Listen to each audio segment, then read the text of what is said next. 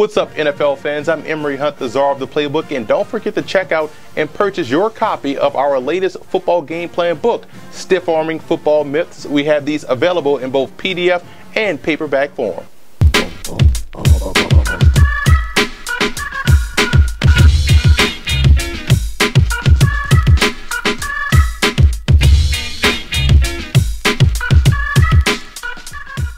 Welcome to FootballGamePlan.com, where football makes sense. I'm Emory Hunt, the czar of the playbook, bringing you my 2015 NFL Draft Prospect Rankings video. We're taking a look at the quarterbacks. We're going to look at my top 10, some small school prospects, and some other sleepers that you want to keep an eye on. Now, here's what goes into my prospect rankings. Number one, I look at the traits of the player and not the level of competition. If you're good enough, you're big enough. If you're doing the things that the position requires, doesn't matter if you're playing at the NAIA level or the FBS Power 5 level. Again, if you're good enough, you're big enough. In the 3-game minimum, I look at a player's best game, their worst game, and against the best competition or matchup. And situational football weighs heavily in my rankings. And again, this is a list that isn't indicative of where I think these guys will actually go in the draft. It's just where I would take these guys if I ran a football team.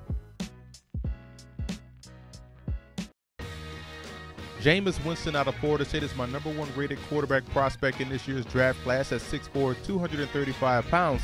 Winston checks off all of the quarterbacking boxes: football IQ, accuracy, arm strength, anticipation, and also situational awareness. Now, where he has to get better, he's inconsistent in his lower body mechanics, and that tends to throw off his accuracy at times. And he has that awkward athleticism, a guy that you think can get in and out of trouble, but a lot of times he ends up getting himself into trouble because of that awkward athleticism. But when you look at his game, this guy is clearly the most pro-ready quarterback prospect in this year's draft class and compares favorably to John Elway and what he was able to do at the quarterback position.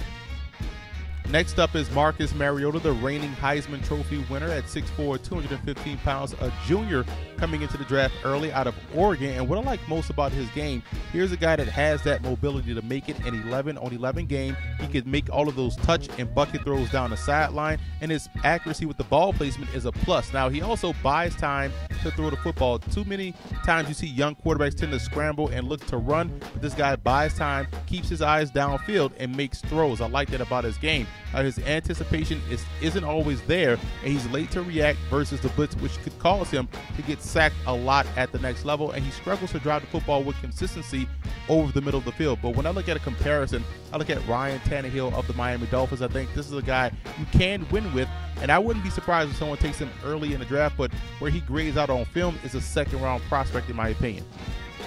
UCLA's Brett Huntley graded out as my 3rd rated quarterback prospect in this year's draft class. I love his pocket mobility. This guy is almost textbook in how he moves within the pocket. He plays calm, he's a very good runner, and he has a pro-level arm. He can make any throw on the football field, and what I also like about his game is that he has a short memory. Mistakes don't stick with him. He's back in there making plays, forgetting about what just happened on the previous play. The problem is he takes too many sacks, and I worry about that at the next level. His deep ball accuracy could also use some improvement, and he has spotty ball placement, which could get receivers killed going across the middle of the field. But overall, solid game from Brett Huntley. I think this guy is a solid quarterback moving forward and reminds me a lot of Alex Smith that plays for the Kansas City Chiefs. One of my favorite quarterback prospects in this year's draft is Austin Dodge out of Southern Oregon. He has the deep ball accuracy you look for, a very strong arm, and he knows when to change up his throws. That right there is a trait that a lot of quarterbacks don't have, and I do believe he sees the field very well. But however, he's always looking for the home run. That right there at the next level is something he's going to have to adjust. You have to take what the defense gives you at times, and he doesn't always transfer his weight on his front leg, and that right there could take away from his accuracy and also from his ball placement. But overall, I think this is a very fine quarterback prospect. It reminds me a lot of Derek Carr that went in last year's draft to the Oakland Raiders. Huge fan of Rakeem Cato, the highly decorated quarterback coming out of Marshall at 6 feet, 185 pounds. He has a complete understanding of the passing game, and he can make every throw on the football field. He shows accuracy and poise within the pocket, and his football IQ is off the charts. Now, what he has to get better at and what he has to work on is becoming a little bit more consistent in his footwork. When his feet are planted and he's able to step in and throw the football, he's probably the most accurate quarterback in the country. Now, that's few and far in between because he's inconsistent in that area, so that throws off his accuracy, it throws off his timing. And this year we saw a lot of spot throwing from Cato. That can't happen at the next level. That's going to end up being intercepted, and that's why we saw more interceptions from him this season than what we saw throughout the course of his career. But this is a fine quarterback prospect, underrated guy, and reminds me a lot of Kellen Moore. Chris Bonner out of CSU Pueblo has tremendous size, 6'7", 230 pounds. He has good mobility for a big guy, and he also makes a wide array of throws. This is the guy that can throw short, intermediate, and deep with effectiveness, and he's coming out of a pro-style offense. Now, he tends to be a tad late with his anticipation, and that can alter his accuracy or cause some passes to get picked off or batted down. He has spotty ball placement, but overall, Bonner has more than enough talent to succeed at the next level and has graded out as my 6th overall quarterback in this year's draft class.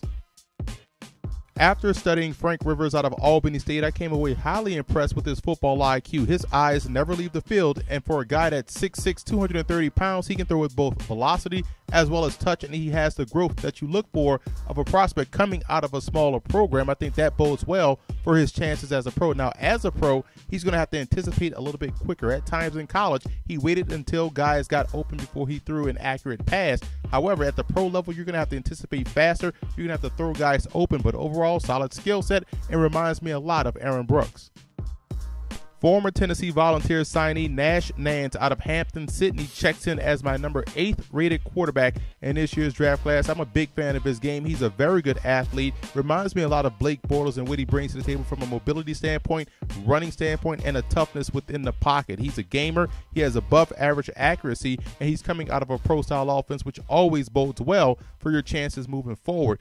Now, he doesn't have the strongest arm, more in particular going down the sideline on those deep out routes or over the middle of the field when he has to drive the football into a tight window. He doesn't throw with enough anticipation to where a guy can catch it and keep running over the middle of the field. He tends to stop receivers in their tracks. Now, that's something he can get better at, but he also has a gunslinger's mentality, which means a lot of passes he shouldn't make. He should take the cheaper option, the shorter option, and keep the chains moving, but he tends to want to make that throw, which gets him into a lot of trouble. But overall, solid skill set. When you watch him play again, you're going to see a lot of what you saw in Blake Bortles last year.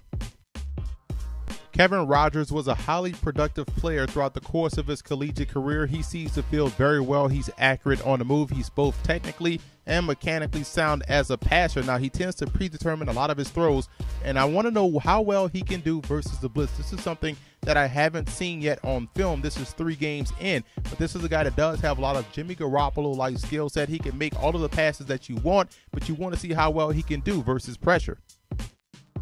Blake Sims out of Alabama only started 1 season of college football, but definitely made that 1 season count, putting together impressive games over the course of the season. He's a gamer, a guy that plays well when the lights are on. He definitely has mobility within the pocket, and that's going back to his running back-like skill set. When he played running back at Alabama, you see that speed, the burst, and the elusiveness in the open field, and he has a good understanding of the passing game. Now, he's a streaky passer, which is why I compare him to Ryan Fitzpatrick. He's more of a thrower and not a passer. He tends to spot throw. He tends to throw blindly. Those are some things that he has to work on as he transitions to the next level. Again, this is his first year of starting at quarterback, so he definitely has some growth potential, and I do believe his home, whether it be in the NFL or in the CFL, is at the quarterback position.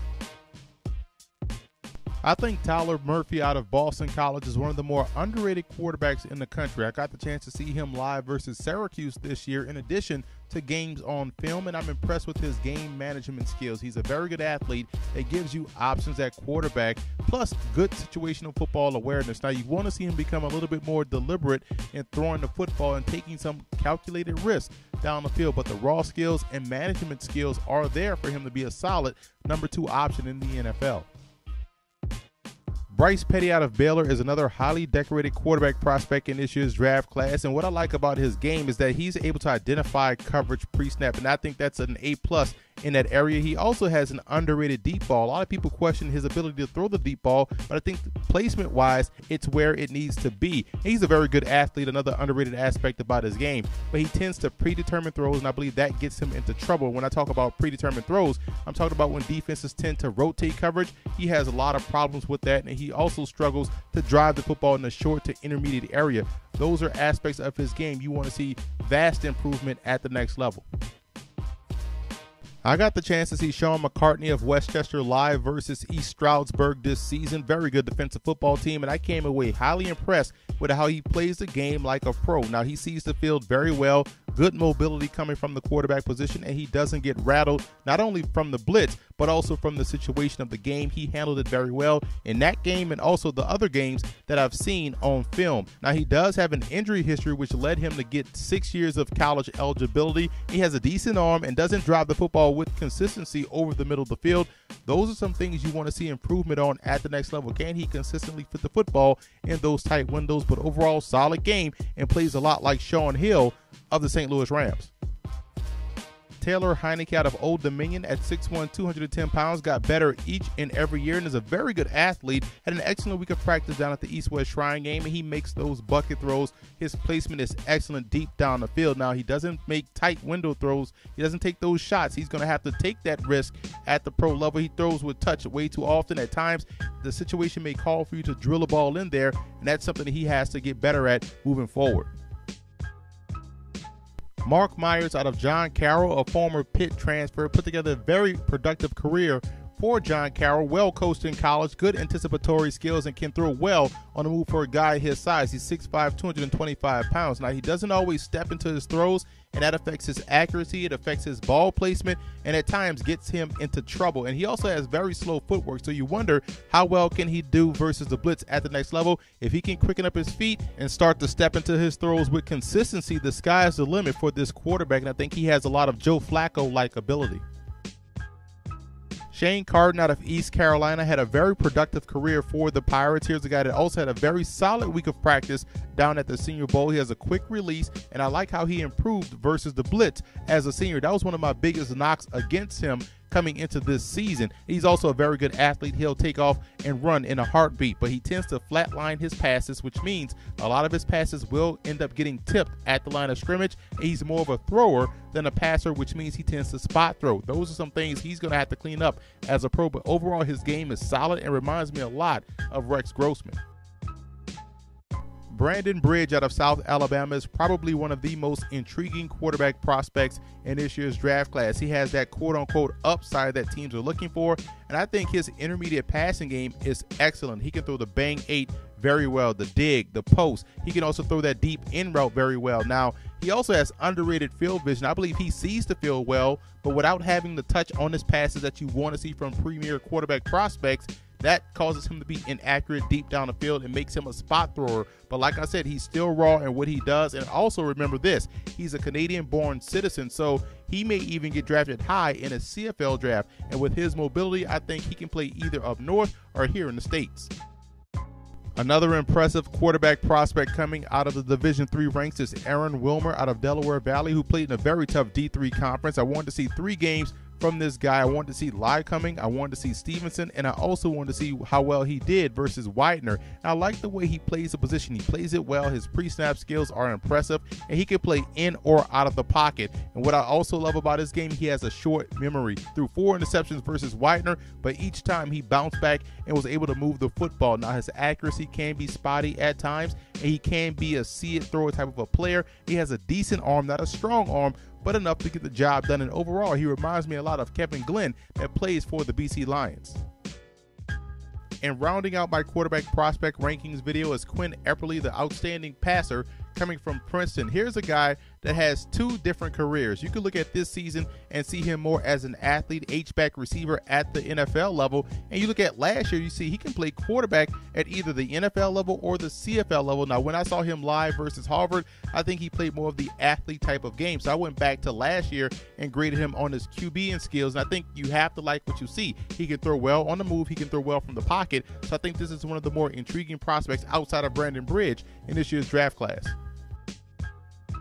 So just to recap my rankings this year, last year I graded out 30 quarterback prospects. This year only 19 made the cut, and grades are color-coded by round. And as you can see, only Jameis Winston out of Florida State graded out as a first-round prospect this year. And I will say this, it was an excellent year for small college QBs. 9 quarterbacks earned draftable grades from me, only 8 last year. Again, I think this list, anyone on this list, has the talent to succeed as a pro.